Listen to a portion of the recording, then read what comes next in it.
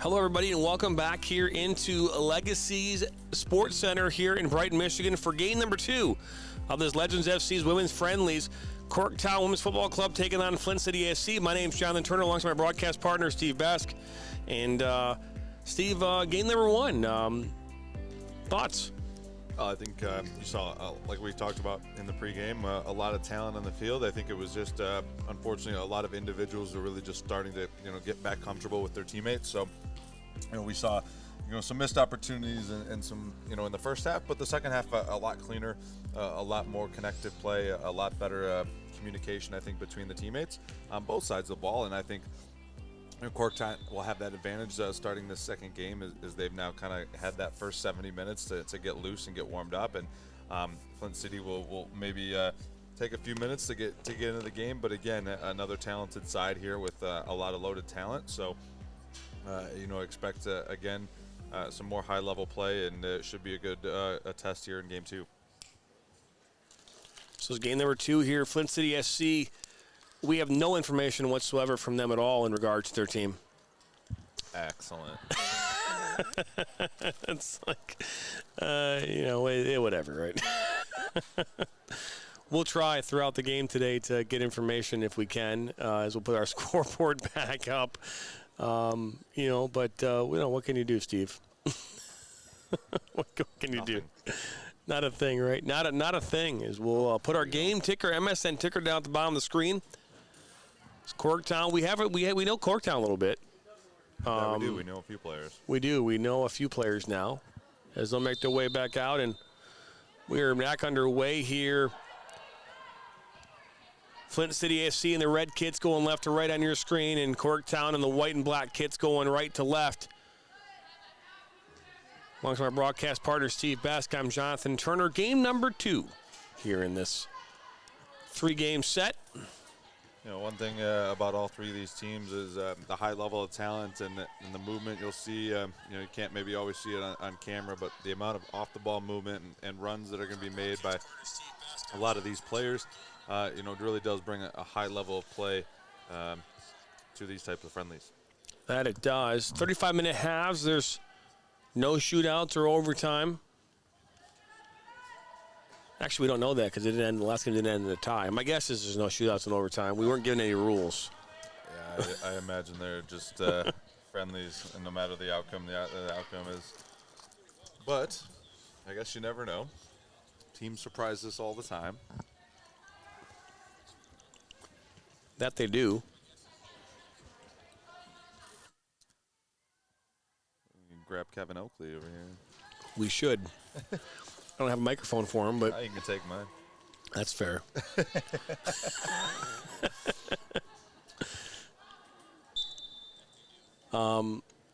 Looking to see of course I turned my phone off. That's how we're watching our game today. There's live chat. Don't forget, if you want to chat with us, just make a comment. Love to have a conversation about the level of play, the game. Whatever your heart's desire. Here on this 27th day of December. Merry Christmas. Happy holidays. Happy New Year. We're only 4 days away from 2023. Wild. It's wild to think about that, right? Our last, this is our second to last game of the year. That is correct. So much more content, though, coming your way here on the Michigan Soccer Network. John and I have a slew of shows and a bunch of content that'll be coming your way, from inside the game content, journey content, some new shows. Really looking to expand the amount of content and soccer coverage we're bringing you guys starting here in 2023. And this part of the match is brought to you by Kickstart Toddler Soccer, the premier toddler soccer program in Michigan, arguably in the country. Frank and Kelly do a fantastic job. Locations across the state of Michigan: Flint, Livonia, Troy, and Shelby Township. This ball is played here to this near side. 4 puts it in. It goes far post. Finds way number 11 with a shot, and that's a diving save by Holman, and then cleared away. Well, not really cleared away, more like just cleared out of danger for a moment. Now here they come once again. This is a shot. That's going to be an easy one for Holman. But Kickstart Toddler Soccer. Crawl, walk, kick. Is that how it goes? I think it is. I couldn't confirm or deny that was accurate or not. Sounded good. Hey, thanks. Giveaway there. Yeah, that's broken up, and now here comes another opportunity. Oh, that's laid off, and that's just a missed opportunity for 4. Early pressure here from Flint City, trying to get the early go-ahead here. As they've created a couple chances in on goal. Holman coming up with a big save there early, and then another chance or two diffused and opportunity gone away, but good start here into game 2. It's crawl, walk, run, kick, play. KickstartToddlerSoccer.com. That sounds even better. I think it does. Crawl, walk, run, kick, play. Yes, sir. Kickstart Toddler Soccer the soccer way. 18 months to 6 years of age. Kickstart Toddler's been one of our sponsors now for over a year. Actually, their first sponsorship started last year at this tournament.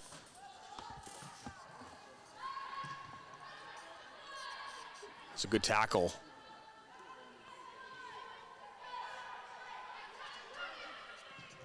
Good switch to this near side. You could hear Tillotson calling for that ball.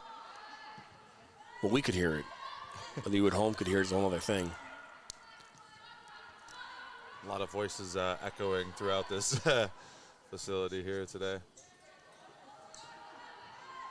It is a lot of communication. That's the one thing I think, for the young player out there, watching the higher level games, in an environment like this where you don't have a crowd, John, you really can hear all the communication going out on the pitch, the constant talking communication from whether it's, the goalkeeper in Holman, who's being very vocal today, as that's just the style that, she brings. And for many of these players, when they return to their college programs, they are relied on to be leaders and to be a player that's going to communicate a lot on the pitch, and to help make the game easier for their teammates. So we hear a lot of communication, a lot of instructions going on between players on both sides, and that's really what the highest level players really strive to do and have to put into their game is that communication side, because it can make the game so much easier sometimes with just a little bit of information that you can feed your teammates.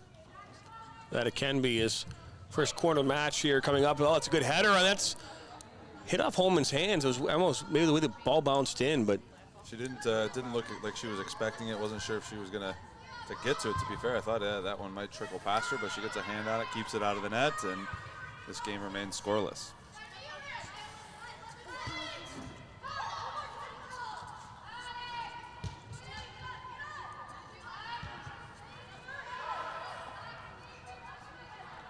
Again, 35-minute halves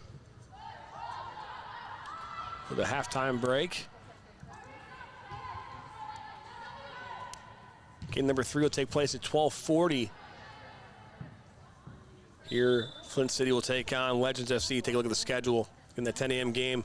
Legends FC came away with a 2-1 win.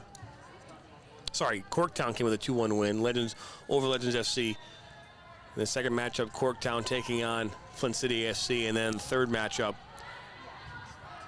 Legends FC taking on Flint City AFC.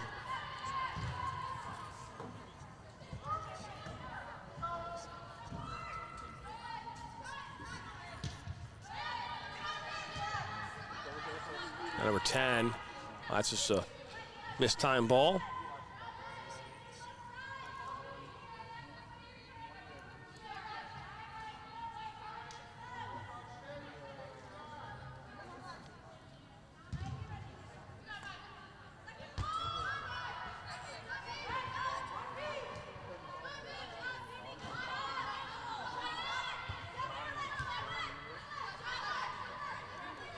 That should be a foul. That it was.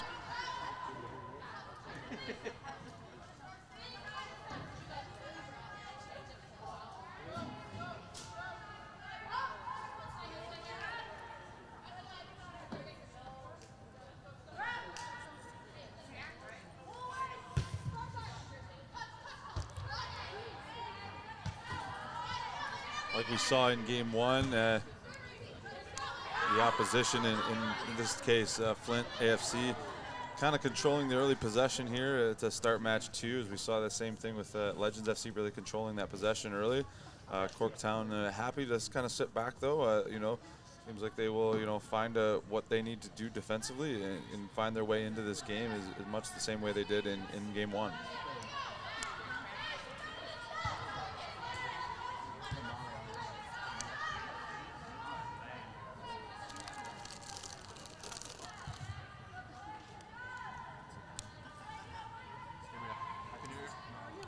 Well, thank you for tuning in here on this Tuesday morning as we get closer to that afternoon time period where I can get used to saying afternoon again. But if you haven't already done so, hit that subscribe button. We're free. It doesn't cost you one nickel to subscribe to our network. You can watch us live or on demand. We've covered over 300 soccer games here in the past year, right here in the Michigan Soccer Network. Everything from youth to high school to semi-professional, and now coming this summer, professional soccer right here on the Michigan Soccer Network, as we are the broadcast partner, exclusive partner for Gold Star FC, playing their home games at the former Ladywood High School soccer field. They're in the process of building a 5,000-seat stadium. Soccer specific. First of its kind here, that level here in Michigan. Ooh, dangerous tackle there. But looks like Homan comes out unscathed, and the attacker just trying to make a play on the ball, but did not look comfortable from Homan the way she was going in on that challenge.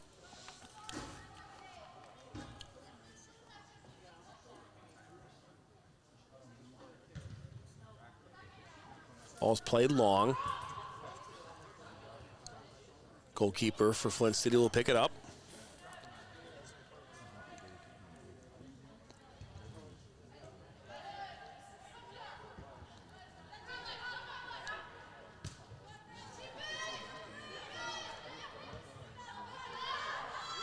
Ball back to Homan. And in the 12th minute here, 0-0 game, very much like the first game of the morning. 0-0 to the 35th minute. Sam McCorcoran got Legends FC on the board, and then from there was all Corktown, scoring goals in the 45th and 63rd minute. They also had a penalty shot in that game. Missed penalty shot. Missed penalty shot. Missed one off the post. Offside goal called back. So very easily could have been a lot more to 1. Oh, and likewise, Legends FC also created a lot of chances. Had several, 2 or 3 shots just past the far post wide, and several other opportunities. Shots didn't end up on frame, but yeah, it was definitely a game with chances both sides, and we saw, why it's so important to be clinical in and around goal, and the teams that can be more clinical and take advantage of those opportunities usually come out on top. Let's play this one over the top. Out comes goalkeeper. Oh, a deflection. There's a wide open goal. Unable to get there first and cleared away. Good defensive work there, tracking as the goalkeeper gets caught out and unable to make a good clearance there and escape pressure.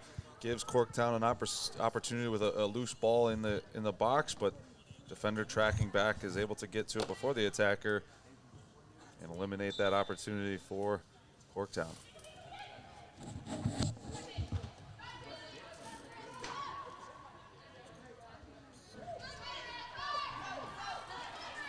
So now here comes Flint City, making their way up the pitch. That's a good ball. Tracked down by number 5.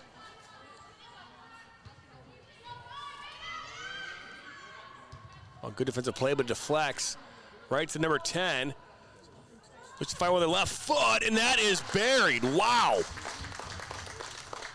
It's a great finish in on the left foot, and again, well earned and well deserved. As Flint AFC has definitely been on the front foot, creating more opportunities here. And they're, make no mistake about it, ball ends up on the left foot and ends up in the back of the net, tucked into that side netting. No chance for home in there. 1-0 to Flint AFC. That goal coming in the 14th minute from number 10 from Flint City. Doubt it'll be the last goal we see in this second match. A lot of firepower and attacking ability on the pitch, John, and I think that goal probably wakes up Corktown a little bit. You know, as much as they've probably got a little bit more loose having played that first game. The legs are probably also maybe just a little bit strained and tired as well, as there's going back-to-back games here, but that'll probably wake them back up and get them back into this match. Ball played into the box and brought down. Corktown still has it, and that's won there by Flint City.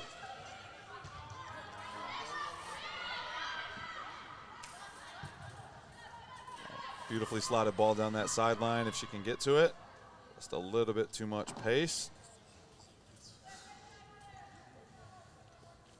Right run, the right movement. You can see Flint really trying to attack through these channels on the outside, playing these outside attackers or wings into that space and in behind those outside backs.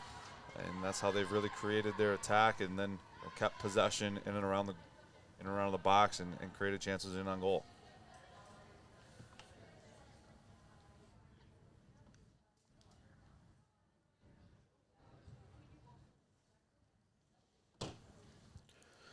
Holman will put this one back in here for Corktown.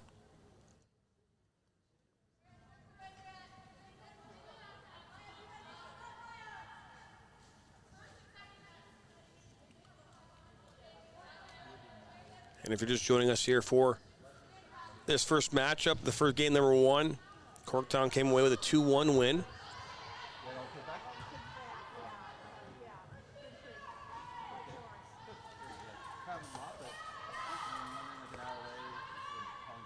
All played back. That's a dangerous ball, but it'll go out for a corner. Yeah, not a smart decision there. Even if Homan's there, just a bouncing ball, a very difficult ball for her to even have to play if she's able to get to it.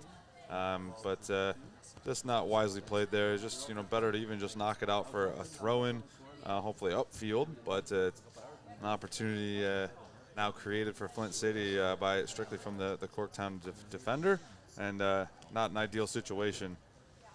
Now they got to sit and defend this corner kick. First of the game here, I believe, for Flint AFC.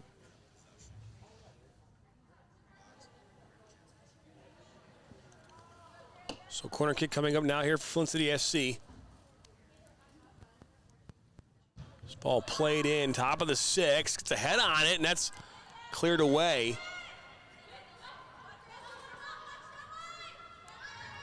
Throw in here on the hidden sideline here for Flint, as we'll have a substitution coming in goal. Looks like Haley Lewis, Bowling Green product. It'll be checking back into the game from the goalkeeper for Corktown. She makes her second appearance of the day today, and deep throw in here, and Flint's been on the attack, so she's gonna have to be ready for this action early. Ball up and over the top, out for a goal kick here for Corktown.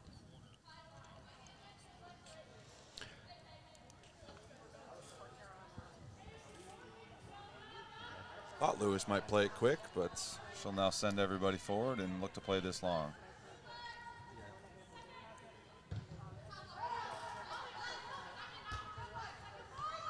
Little touch there, not bad. That's off the face. Not the touch she intended, putting it off her own face. Tillotson here, Justice played it. She's now playing left back. We've seen her play right back, left back, and up top in a outside forward position here so far today. And we talk about the versatility of players, and sometimes, especially moments like these where you're going to get thrown all over the pitch, and sometimes it really does help you appreciate the other players when you are playing in different roles to know what everybody else is doing. So sometimes that little bit of experience in games like these really actually have longer, effects and can be really useful for players, because you really start to understand what the other players in other roles on the field have to do, where they are, and the things they may be looking for when making a run or playing a ball in.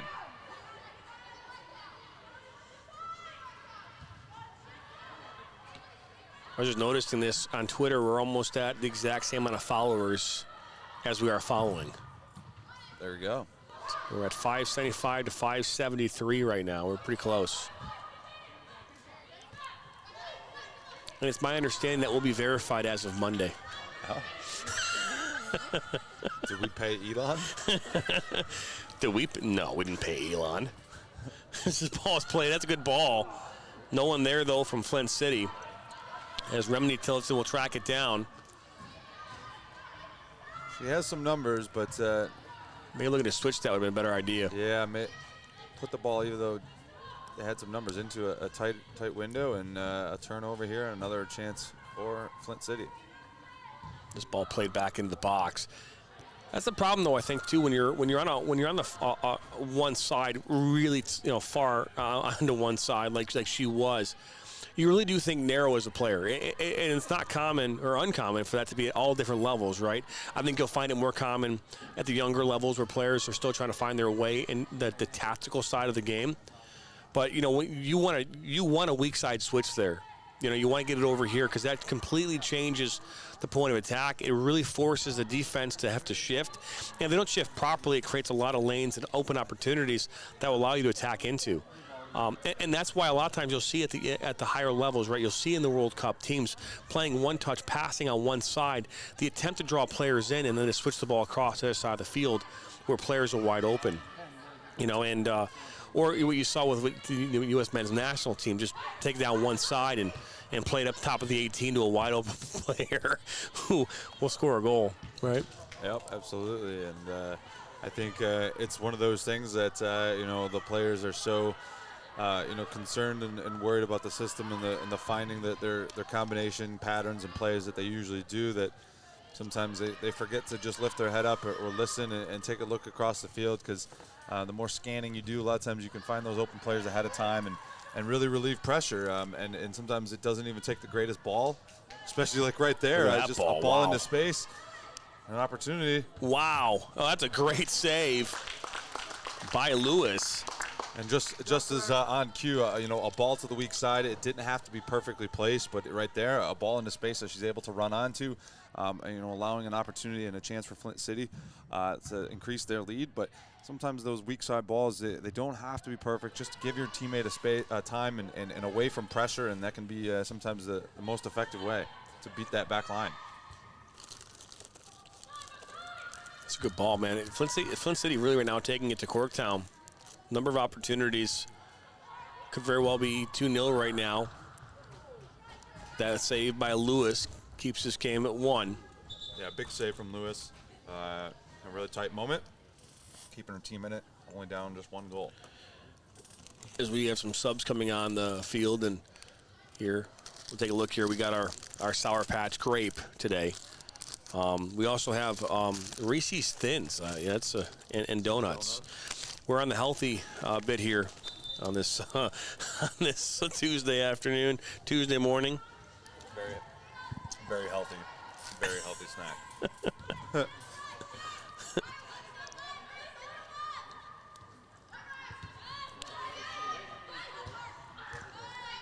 Unable to really get around that one. And ball given away. And back to Flint City. Again, Flint City in the red kits here this morning. Corktown in the white and black kits. 14th minute goal from number 10 from Flint City, and that's where this game is at right now. And this part of the match brought to you by Granite City Food and Brewery, with 2 locations in both Novi and Troy. Good eats, good drinks, and good times. Every day of the week, Monday through Friday, got some great specials. Yesterday was Burger Monday. Oh, man. I think today's Taco Tuesday, so tacos, their Asian shrimp tacos are really, really good. On Wednesday, all-you-can-eat pasta. It's all you can eat. So whether you like Cajun, I love their Cajun pasta. It's fantastic. A little Dewey sausage in there and Cajun seasoning. Matter of fact, in our commercial, you're actually seeing them make the Cajun pasta in the saute pan. I might have to go back and watch it again. I think Thursday's appetizers, all the appetizers are discounted. And Friday is Fish Friday. So all you can eat fish fry every Friday, all year round. It's not just during Lent. I wish I ate fish. But all you can eat fish and fries, coleslaw. So yeah, and then they have brunch on Sundays from 9 to 2. I'll be there this Sunday at 11. Oh, that should have been maybe a foul, but they're going to keep it playing. Advantage call, ball put inside the 6, and on top of it, and that's going to hit off the head of a Corktown defender and out for a corner. Yeah, it definitely was a foul, and I think great recognition there from the referee, giving the advantage, allowing that play to continue. She was able to keep her feet, get into the box, and get that across. Unfortunately, unable to find a teammate with a clear look in on goal, but good defensive work there from Corktown, and out for a corner kick here for Flint City. I believe this is their third corner of the match. Ball comes in and goes out just as fast as it came in. Not giving your teammate a chance there, and I'm sure Coach Skip won't be happy about that kind of wasted opportunities. Those are the moments that you want to at least give your team a chance. Put it in that mix, give yourself a chance, but putting it out of bounds, just doesn't help the team.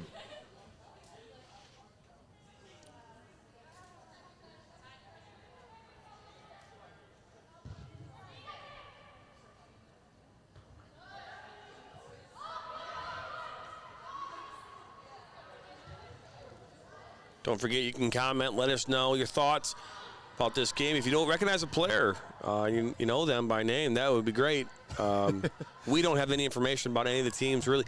We do have Corktown information, but there's no numbers, so we have to go off of facial recognition, and that software is really not working right now. But we're trying. We're trying the best that we can. Trying to, get it right as we're in the 26th minute, just about 9 minutes to go here in half number 1, game number 2. We're live here out in Legacy Sports Center in Brighton, Michigan. For Steve, it's about 19-minute drive. For us, it was 42. It's a giveaway. Oh, that's a hold. That's a yellow card coming for sure. First yellow card of the afternoon. Pretty easy one there, a shirt grab. Did he even show it? Did he even show it? He did. He did? Okay. Yeah, I think she made her shirt a whole size bigger and pulling that one back.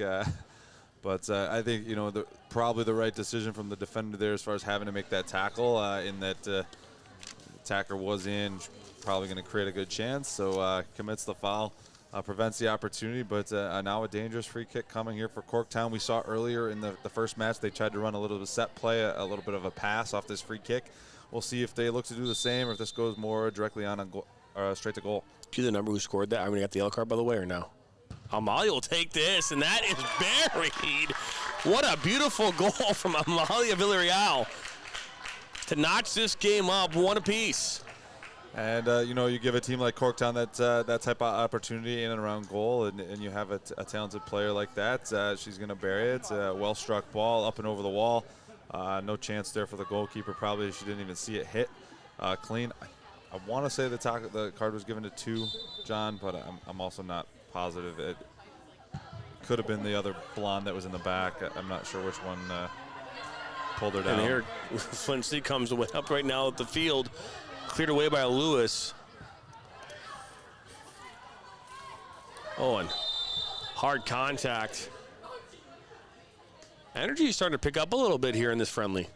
Yeah, and two teams that know each other well as far as a lot of the players, coaching staffs, very two competitive coaching staffs that want to win every time out, whether it's a friendly or not. You can you expect both sides wanting to come out on top, and I think the players feel that as well. So you're going to see every tackle and everything. Despite it only being a 70-minute match, you're gonna see that passion here. Is both teams definitely want to be on the right side of this result today. Just got a text message from Eddie Hudson. Who's Eddie Hudson? Eddie Hudson is one of the owners of the Flint City AFC side, and what we're seeing here on this pitch today. And Gotcha. he's actually visiting his daughter who plays professional soccer in Portugal right now. And he was saying his wife's a dentist, and if he's going to refer us to her because all the candy we're consuming. Touche. Touche.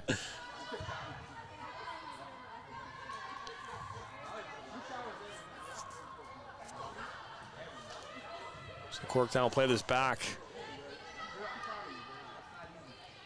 We are here now, just about 6 minutes to go here in this first half.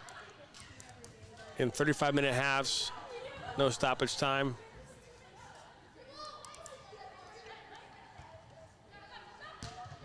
Well, that's a heavy touch. Malia tried to bring it down, unable to, but Corktown able to come away with possession.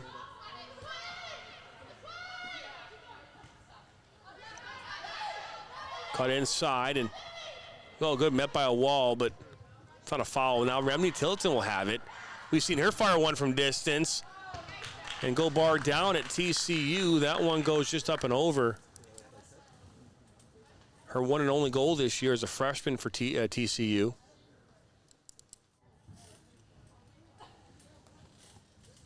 To find out more about the Tillotson sisters, watch their journey coming this January, right here on the Michigan Soccer Network. Well, here.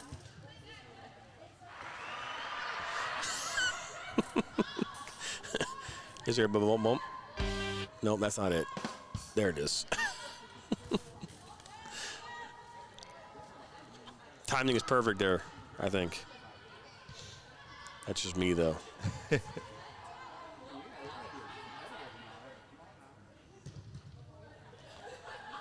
Somalia will collect this for Corktown. Won their first game, 2-1.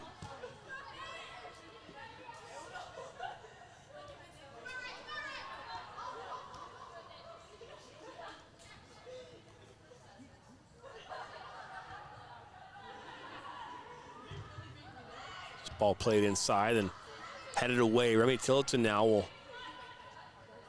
collect it. A little back heel.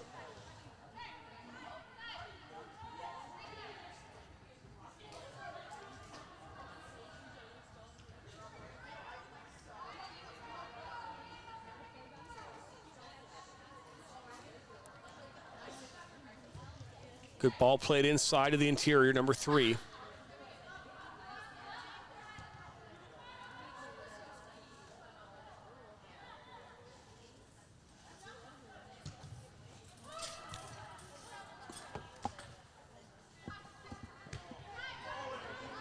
giveaway and a chance here for Flint City.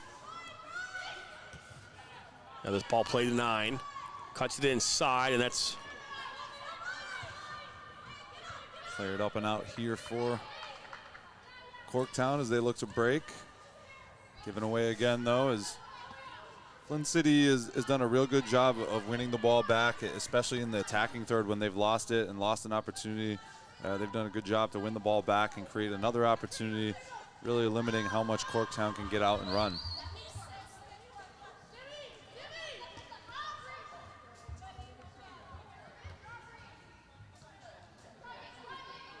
all given away, but played up. Out comes Lewis. She'll clear that into. Wisely done from Haley Lewis. Again, active off her line.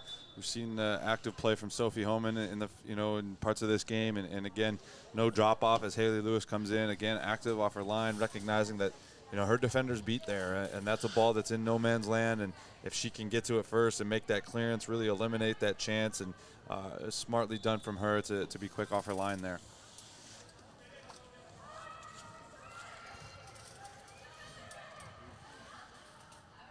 Well, that's ball kept in and then cleared away.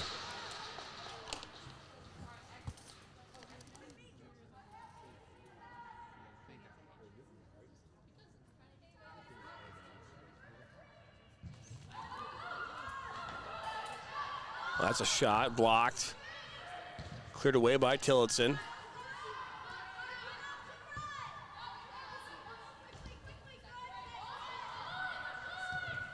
to be a heavy ball that will go out. But here we are with just 2 minutes to go here in this first half. 1-1 the score. Goals coming in the 14th minute for Flint City.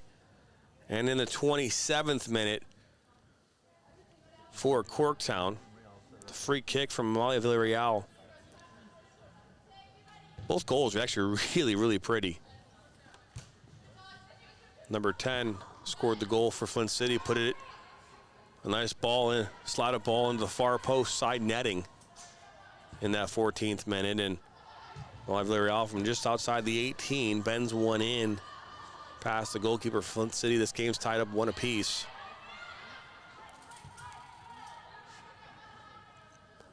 You're watching Legends FC's women's friendlies here on this Tuesday morning, soon to be afternoon.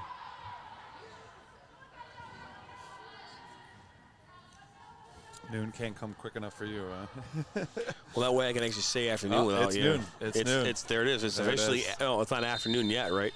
Well, technically, it's only probably 30 seconds afternoon, but yeah. So there you go.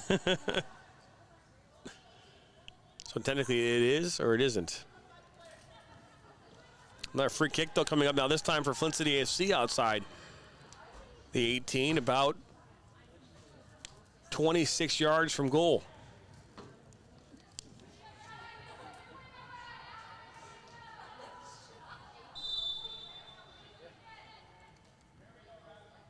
Ball's played in. It's a good ball. Broken up.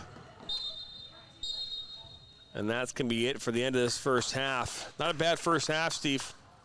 A lot of action up and down, 2 clinical finishes, 1 on each end, and 2 teams that, clearly playing at a very high level. Flint City wasting no time getting on the board early. But again, Corktown finding their way back into this game, and I expect more of the same here in the second half. So here, 1-1 here at the half. A goal again in the 14th minute from number 10 from Flint City AFC. And a goal from Amalia Villarreal in the 27th. We're tied up 1 apiece. 35 down, 35 to go. We'll be back here on Michigan Soccer Network.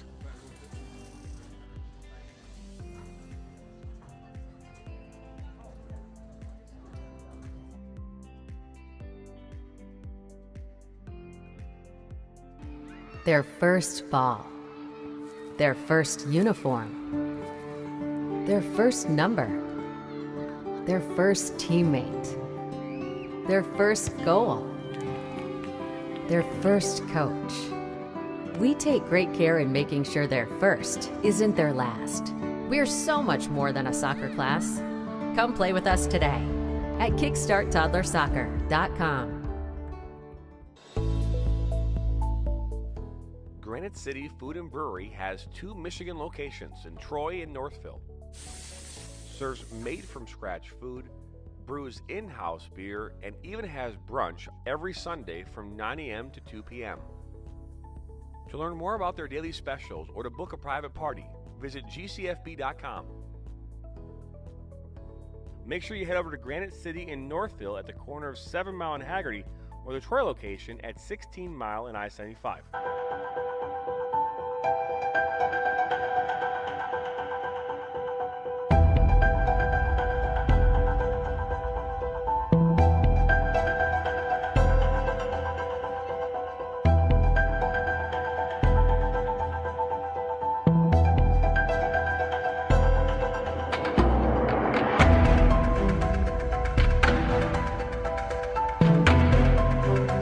I'm a husband. I'm a father. I'm a sister. I'm a son. I'm a brother. I'm a daughter. I'm a sister. I'm a referee. I'm a referee. I am a referee. I'm a referee.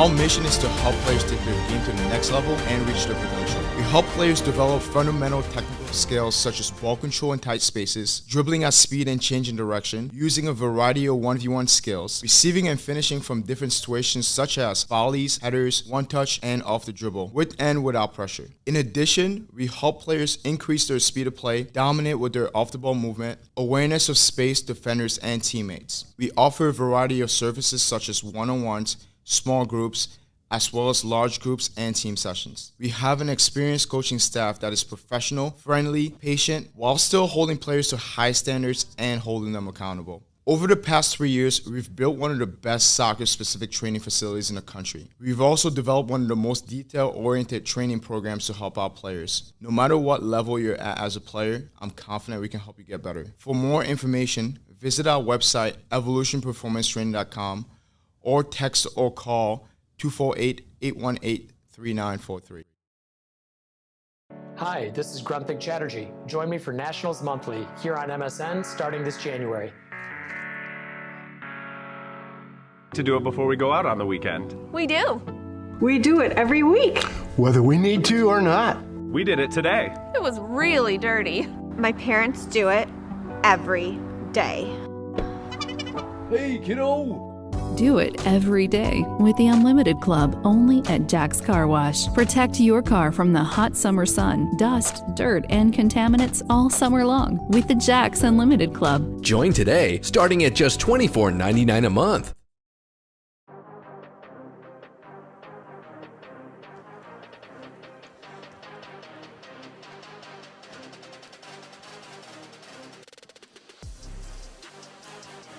Welcome back here into Legacy Sports Center here in Brighton, Michigan for today's Legends FC Women's Friendlies. Take a look here at our schedule here for the day with the first game results. 2-1 there in favor of Corktown over Legends FC. We're here tied 1-1 here in game number 2 here at the half. This match is brought to you by Kickstart Toddler Soccer. Crawl, walk, run, kick, and play. Evolution Performance Training. Evolve your game to the next level.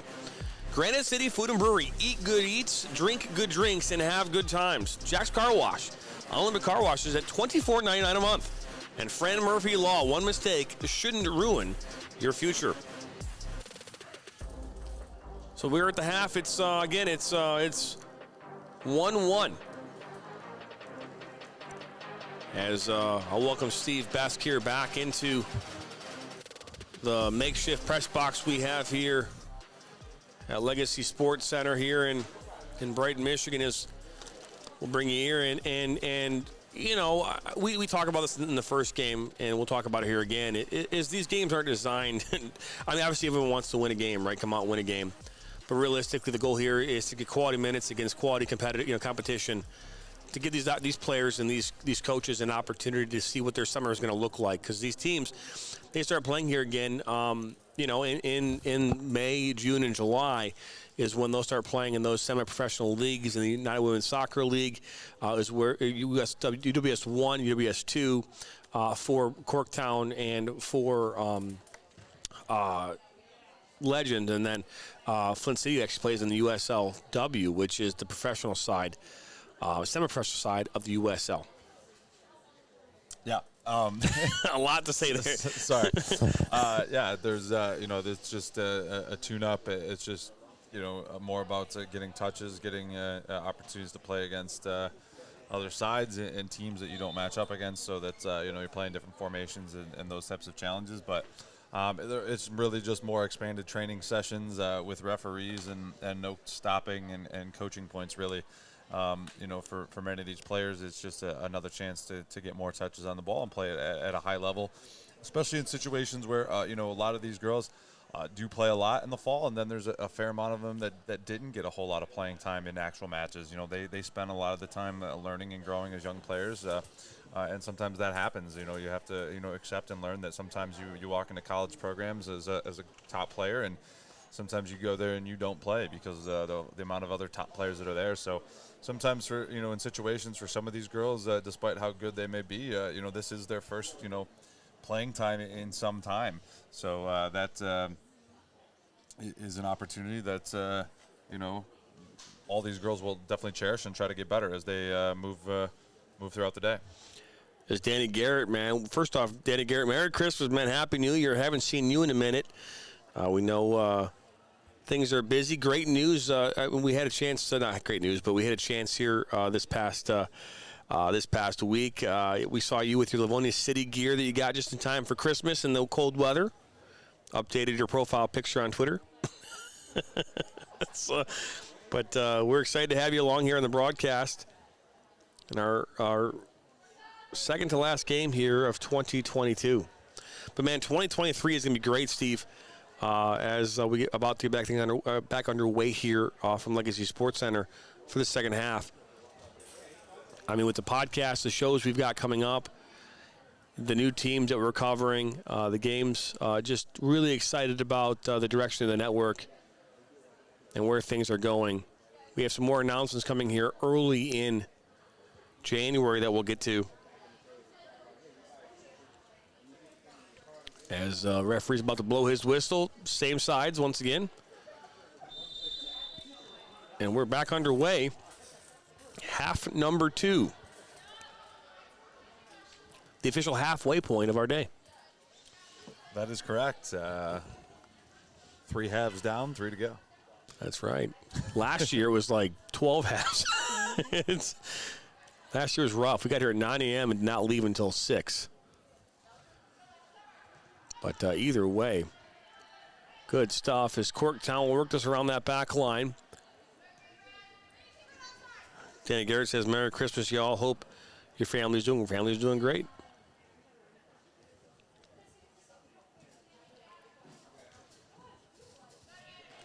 See here if the second half, Flint City is able to come out with that same type of energy that they were able to open that first half with, really force Corktown to have to sit in and defend a little bit early and often until they kind of got settled into the game. We'll see if that same kind of energy can be brought here and the different things that Corktown will try to do to disrupt that.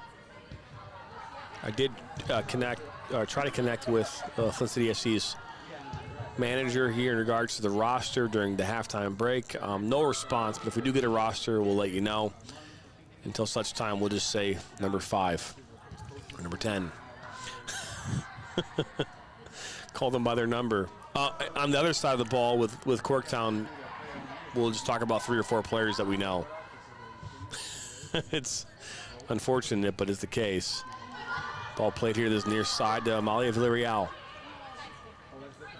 Scored the goal for Corktown. She looked to play this one to her teammate.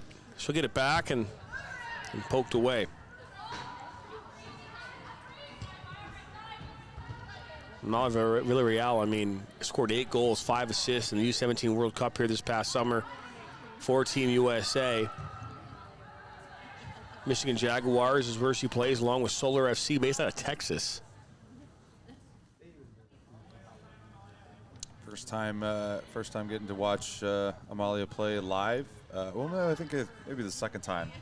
We saw her play. We were supposed to see her play in the WS 2 this past summer with the Michigan Jaguars, but just didn't happen. But yeah. Yeah, I think I've maybe seen her play once before. Obviously, a very talented player. Playing obviously, at the U17 World Cup type level. It's a different environment, though. Playing alongside first off players that are all of the same age. You can see where even in an environment like this, as good as she's been, obviously the free kick goal was good, and her touches on the ball are absolutely phenomenal. But she does struggle a little bit with the physical side of the play. And she's it's just she's not the biggest player, and she can still be a very impactful player as you see today. But she does, you put a little bit of body on her, and a little bit of physical play, and she's not as effective. And that's something she's going to have to learn to grow through because, if she wants to play at the next level, and, I don't know if that's just continue to play at a professional level. And I'm not sure. Look at that shot. It's a one-handed kind of swipe, swing, punch there that we saw. That ball was dipping. Good save there from the goalkeeper. But, she's going to have to be able to play a little bit stronger, I think, if she's going to really want to excel and try to grow in their game, because just watching her out there today, even definitely by far one of the more skilled players, that's obvious. But the physical side of the game is something that the players don't always realize or understand, that the toll it can take and how it can affect and throw off your game. Well, it's another beautiful ball. Out comes the goalkeeper and able to collect.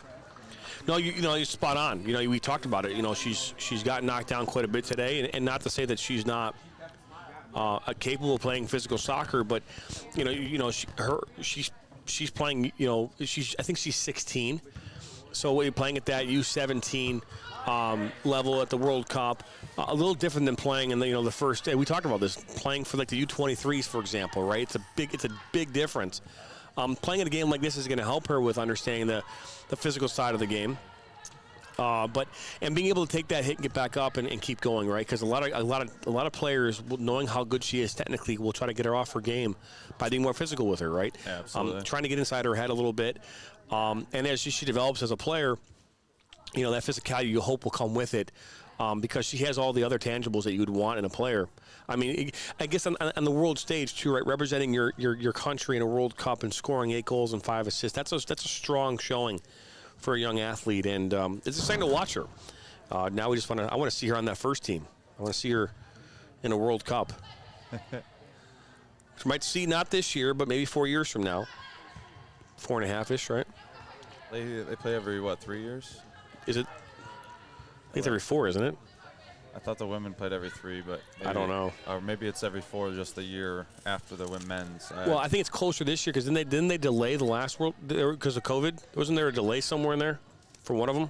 I think so. I can't remember exactly, but yeah, there's this one, and then I think the next one's in 26. But or no, it would be 27. I think it is every 4 years, just after the Men's World Cup. I could spell World Cup on my phone. W-O. It's my fat fingers, man.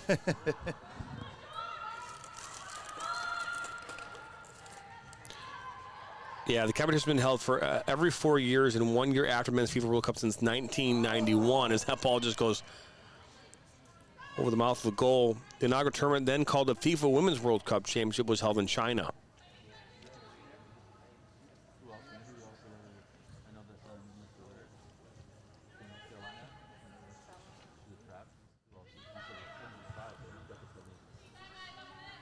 We'll kind of cycle back now through that back line. Number 10, who scored the goal in the 14th minute for Flint City AFC.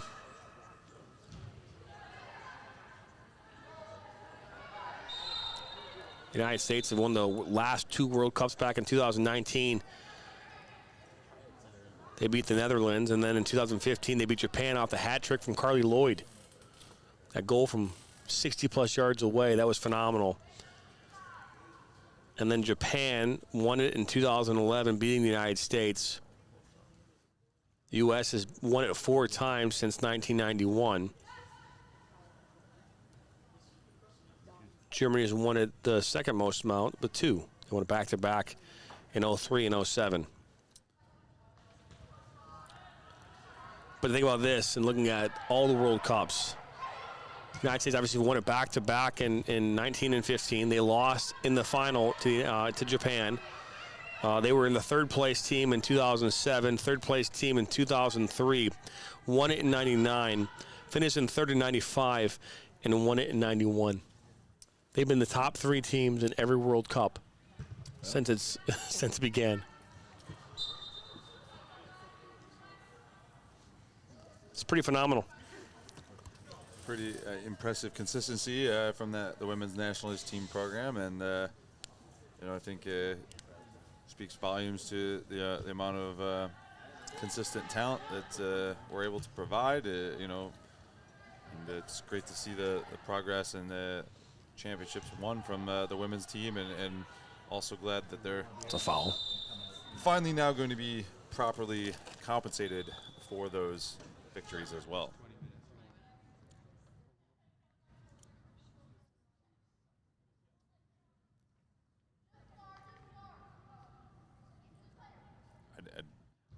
Didn't know if you were muting it for a specific purpose or we were. I muted it because I was eating a Sour Patch Kid grape. Thought you were looking at me like. Well, no, I want to make sure there was not silence for that. You know, when the men making I believe it was when they made the quarterfinals, the round of 16, right? They the women, I believe, if I'm not mistaken, each member of the U.S. national team, women's team, will receive $450,000. I think because of that win and part of that revenue sharing now that they have, you know. It's a hey, you know, the United States, when it comes to, and if you look at teams as a whole, since 1991 to 2022, being the third, you know, the top 3 teams in a World Cup, every single World Cup, there's not another team historically that we could say has done that. No, exactly. Very impressive when you look at it that way. I have not really looked at it that way before. You know all the finals they've gotten to and some of the disappointments in those third place games, but.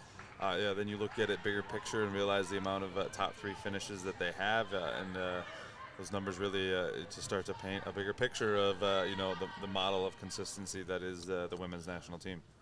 And granted, there's not as many, you know, during the the process of qualifying for a World Cup, there's not as many teams, women's teams across the world, right? But same tournament, right? I mean, your 32 teams are showing up to play in a tournament, you know, and to all win. And I think obviously you can look and say, hey, the game has developed quite a bit over the years. I think that, you know, looking at, they're gonna call that a pass back. I think he is. I mean, it was a deliberately played ball back to the goalkeeper. I know that, you know, she was maybe not thinking when she played it back that her goalkeeper would pick it up, but he's not wrong. It's pass back to the goalkeeper, and those at home may not always, you know, we don't see this call get made too often, but I think rightfully so here. So this is an indirect free kick as well. We have yet to play. The arm has not gone up yet. You know, typically you'd want to see that arm for indirect go up right away, so people have an idea. I mean, we know, but this ball will be played short. That's a one touch, and that's going to be buried. I think that was Remini Tillotson that got that one. Nice little set play there, wasting no chance. A quick touch and shot, not allowing that wall to encroach anymore. It's the only situation in the game sometimes where there's a pass back in and around the goal area, otherwise known as a 6-yard box, that you don't have to be exactly 10 yards away because you can stand on the goal line, and it is going to be less than 10 yards. So it does make that shot very difficult, tight angle. But a nice little quick free kick from Corktown, and they were able to bury it, and they've taken a 2-1 lead. So Amalia Villarreal will get the assist on that one. So goals and an assist. And this one, that one's given away. A shot like that one, if it was going to bend, that would have had a chance. Just didn't have the curvature on it, so to speak. But going back to what we were talking about, you know, the women's game. The United States have been dominant in that fashion, consistently dominant, right? Which is really tough to do. We can talk about, you know, like looking at Croatia and France, both of them consistent over the last 8 years, finding a way to go deep into a World Cup, right? You know, Croatia obviously lost in the semifinals, but, you know, France made its way back in there. I mean, arguably had a really good chance to win. That came down 50-50 in penalties, right? It could have gone either way in penalties, and France could have been back-to-back World Cup winners on the men's side. Really hard to do, but the women have been able to do it consistently since 1991. You know, and they are still considered the top women's team in the world. I still think that gap is starting to get a little smaller, just because as teams start to develop, these nations develop more soccer, more opportunities. Look across the pond. You know, there's now women's professional soccer in UEFA, right? As this ball's played, it might. Nope, she'll get down to it. Puts this one across. That's not a bad ball. That's number 5 right there. She'll take a shot, and that's stopped. But I mean, now they have you've seen Alex Morgan go across, right, and play soccer overseas. Carly Lloyd went there, I think, as well. There's a number, I think, but a number of U.S. women's national team players have gone from the NWSL across over to Europe to play in those leagues as they started to grow.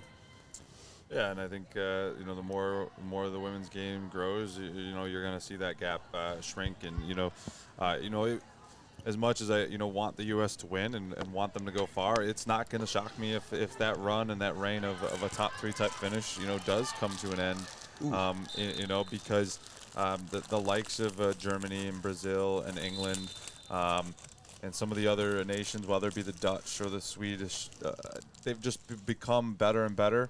And given the USA some very, very tough games, beating the USA in some friendlies and some other games. So, whether it's like the She Believes Cup and some of those things. So, the other countries, there's no fear factor as much anymore into playing the U.S. the same way that it was maybe 10, 15 years ago, or even further back when the likes of like a Mia Hamm was playing, and you knew that she could score 2 to 3 goals every single time out. There's just not that same level of separation, which I think is better for the game, and it comes at the cost of the U.S. maybe not having that same success. Not that they won't be trying for it, and we wish them the best and hope they do, but the rest of the world is catching up, and it makes for a better World Cup and a better women's game. Well, it does, and we've seen it here. And I was talking about this with another coach here recently, but when it comes to talent, right, what we've seen, talent-wise on the men's side and the men's game, is that, there used to be this separation between really, really, really good players and good players, right? Where you saw, like for example, like Landon Donovan, right? He was a superior player to that of the counterparts he was playing against. There's a big gap between his talent level and the player below him. We're not seeing that as much anymore. We're not seeing these, like the Lionel Messis of the world. Are they gone? Are the talent, these really, they're far and few between. There's a lot of really great players who are, within their own right, are very probably Landon Donovan-like, right? But there's a lot more of them that have that kind of more, I say, equal talent. There's not this huge separation between these, and I'm saying in soccer, because I think coaching-wise, access to training, competition, all those things have continued to increase. It just makes players better. They're better coached. I think it's better. I think better overall play across the board. Therefore, it's harder for players to stick out. Yep. Because there may be now 10 players with that equal skill of for your example, Landon Donovan type player. Where we only had maybe 1 or 2, and then everyone else there was a separation. And I think now that the level play has been risen, and it's a much more competitive level. But then again, to your point, it makes it harder to stick out. So to be a superstar, to be that impact player, you have to work even harder and have to do even more to separate yourself, and that becomes rarer to find. And that's what makes it difficult to take advantage, because sometimes there's just so many good players out there that you can't just rely on the 1 or 2 players to try to take over a game. Oh, and that's a foul.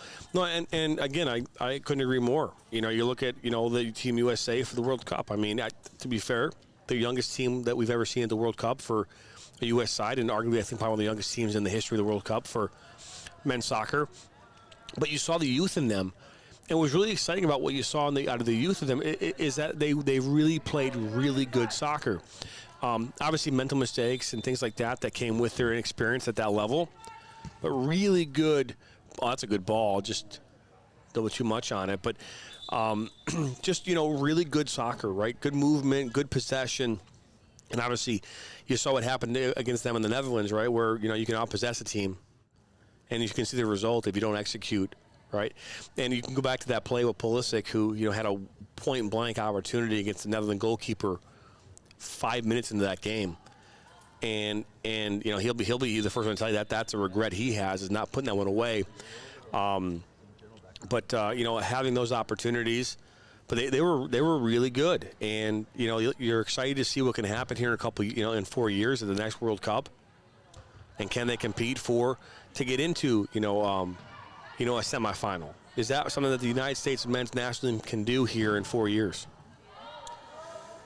Love to see it happen, but if I had to bet on no, I just don't see it happening. I would love to see it happen, but especially with the leadership under I'm just not sure he's the guy that's going to be able to push that type of squad over the top. And And to be fair, as many good players as we have, I don't think we yet have that impact player or a players that can really take over games. We have a lot of good players now, and we can compete, I think, as a team.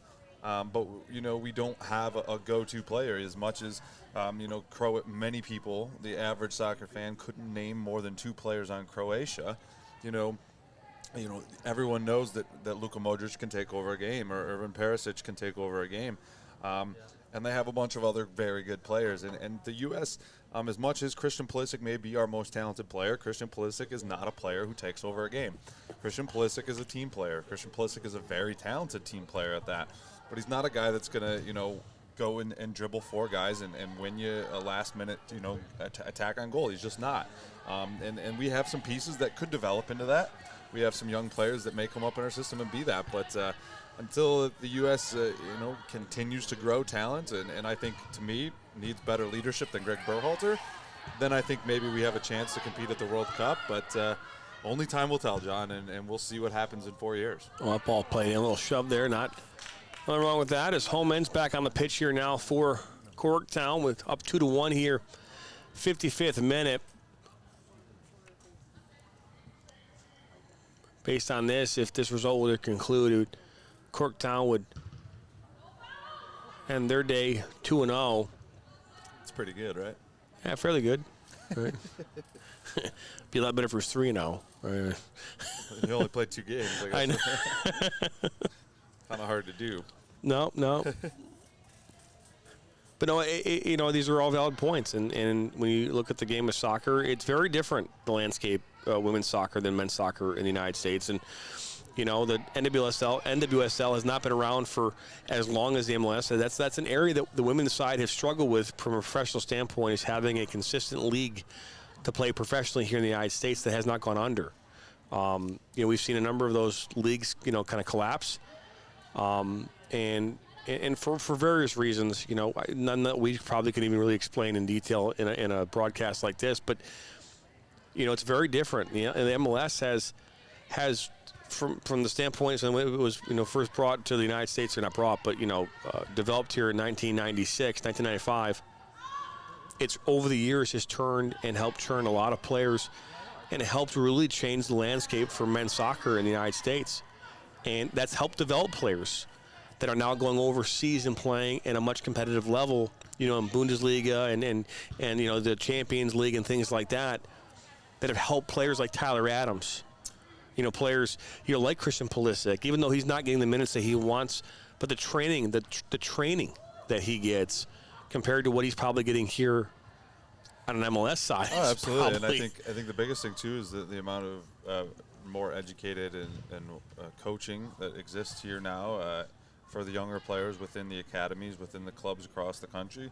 The coaching level has been raised, and we're bringing in higher level coaches, well-trained coaches. And I think, from the women's side and the national team level, I think they've always been blessed and had some very excellent coaching.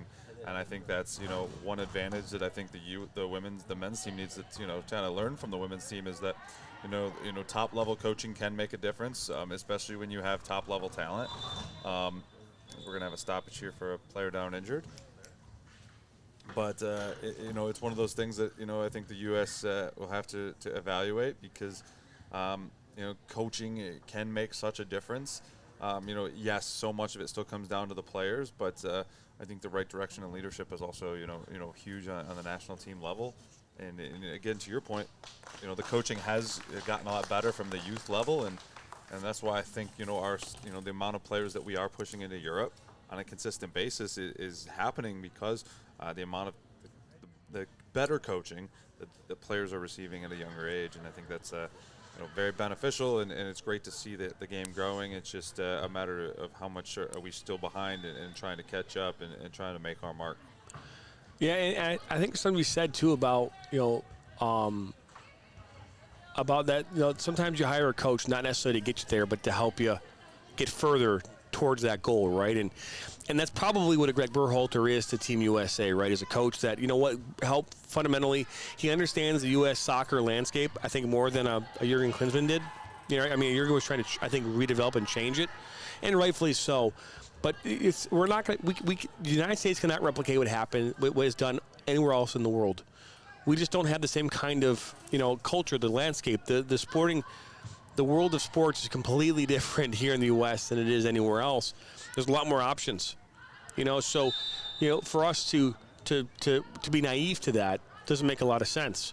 What we have to do is say, okay, we know what our player base is. We know what our landscape looks like. We have to find a way. Now, how do we find a way to cultivate players so we get the most out of them, move them up the pathway, make things easier for players to be more successful, right? I think that we've made things more difficult in this country when it comes to soccer with the amount of club options, the amount of cutthroatness that goes on. You might see another yellow card here. Well, I think the restrictions, too, I'm not sure exactly what the restrictions are, but playing ECNL, not being able to play high school, and those types of things that just limit players because we're too concerned about players playing in multiple leagues rather than allowing players just to play and gain experience to just get better on an individual basis. And I think,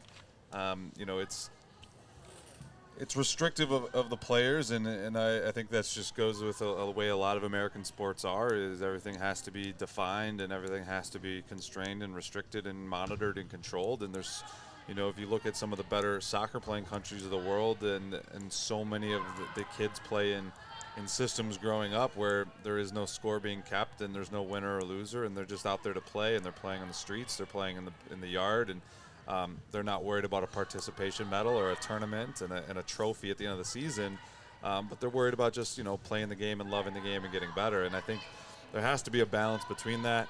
Not saying that we obviously don't want to have some kind of structure and some kind of maintenance to make sure that we're talking and teaching the kids the right parts of the game.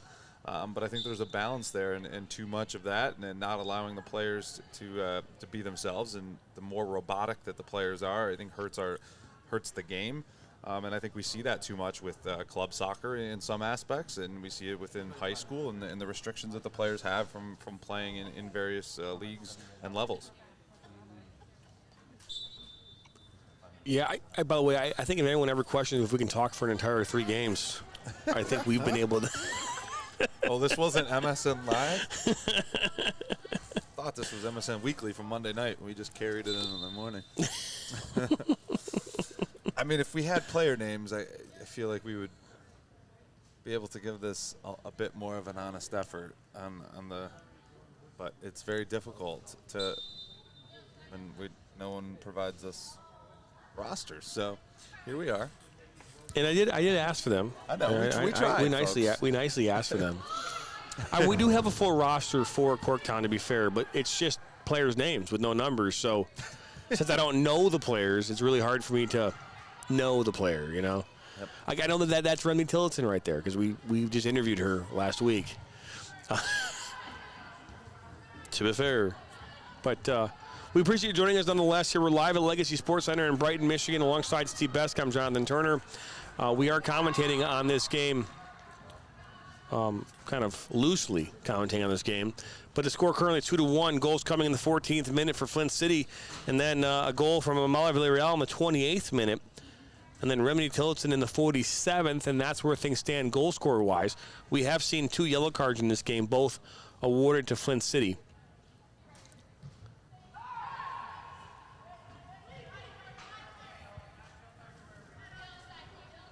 I thought the second one was against Corktown. You think so? Second yellow. Maybe not. I thought they were both. Yeah, because Remedy Tillotson got taken down. And okay. So yeah. And then maybe you're right. Because I think Flint City took a fast free kick. Yeah. It's okay. I wrote a note down. I wrote down Flint, number 20, 58th minute. But and probably you're right. I may have misremembered. It's a good okay. counter here from Flint City, though. That's going to deflect an out for a corner. Just under 8 minutes to go here. Right at 7-minute mark, actually, to go. Corner kick coming for Flint. As you're seeing Legends FC players now making their way over, they'll be playing Flint City here in the final game of this 3-game set today.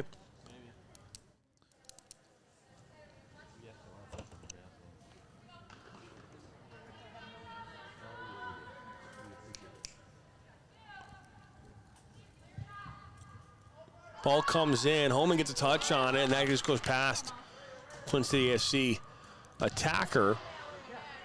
Going to come right back down their throat, though.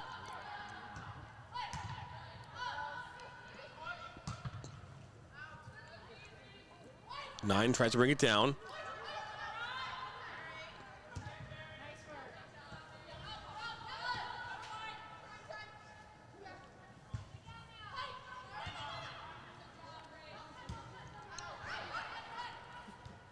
This is number 20. She's got injured here a couple minutes ago. She got back up. It's good to see. It's a heavy touch, and then wow, it's ran right into number 8. Advantage was called. It's now number 5 for Flint City. Plays it into 11. I really do hate saying numbers like this.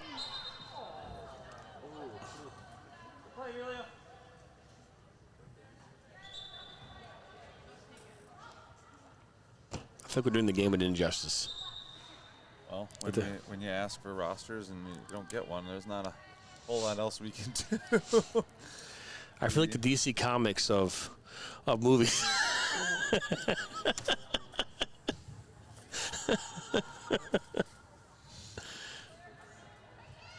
We want to be Marvel. That's what we want. Little jersey pull there.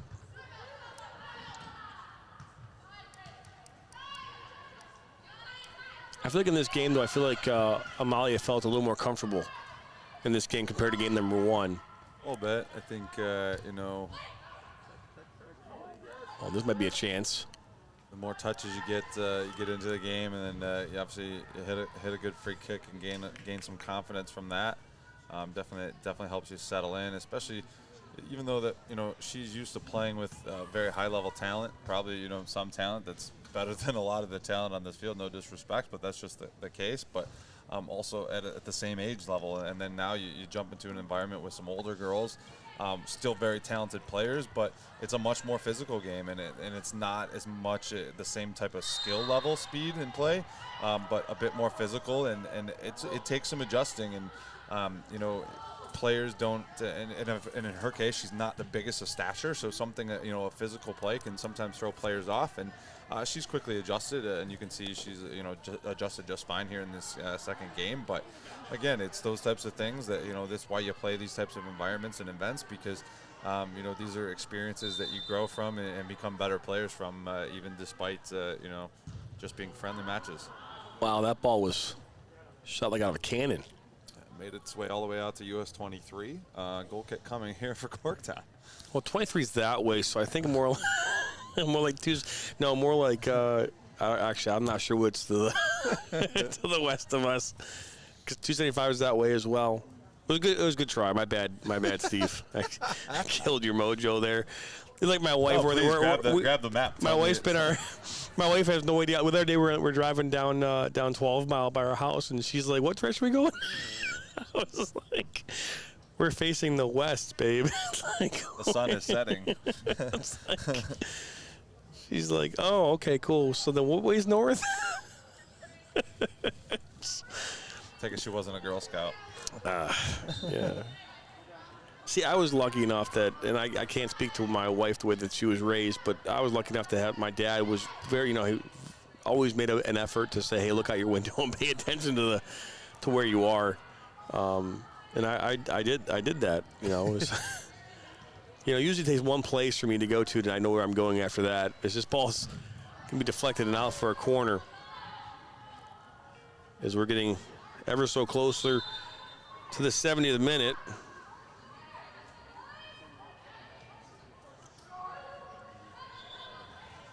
Sub being made here by Corktown, as that's where we're holding off here on the corner kick, because the sub gets off, and this ball looked to be played in. All played in. Top of the 6. That ball is going to just go over the top of the bar. Corktown getting a little bit lucky there, as Omen didn't come out and make a challenge on it. Allowed for a free header, but put just up and over the bar and out for a goal kick. Just, not much time remaining here. Corktown hanging on to a 2-1 lead here against Flint City. All ball deflects. Wow, look at that. Low shot between the legs of Holman. And this game is tied.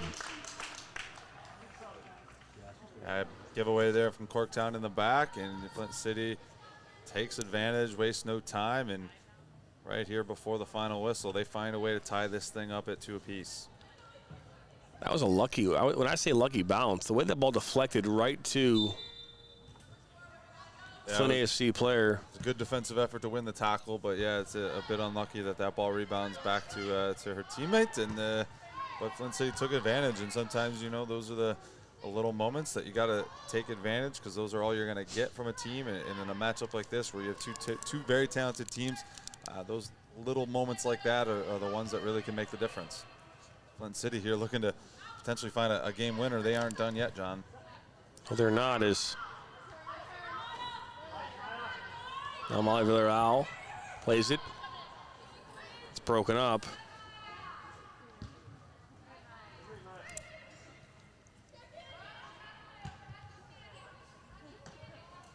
Be careful, don't be give away a silly foul here.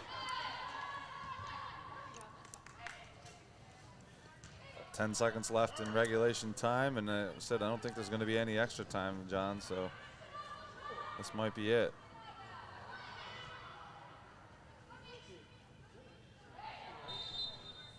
Well, there it is. As final score in this one is 2-2. Ooh, that's interesting. I guess I must have hit the wrong button earlier when I didn't put the, I must have turned this one off, but now it's back on. There we go, 2-2. Steve, oh boy. Final score here, 2-2. Next game should be interesting, because if Flint City comes away with a win in that one, it comes down to goal differential. So we'll have to see who wins this whole thing. But we'll be back here for game number 3 here in just a few moments. Slated for 12:40. We're a few minutes late, but we do appreciate tuning in and watching us here today. Be back here in a couple minutes. You're watching Legends FC Women's Friendlies live here on the Michigan Soccer Network.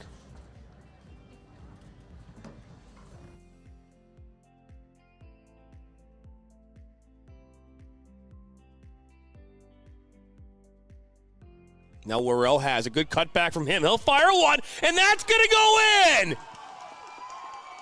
Don't miss out on any of the exclusive or live broadcasts right here on the Michigan Soccer Network. Join John and I as we bring you all sorts of content involving soccer throughout the great state of Michigan.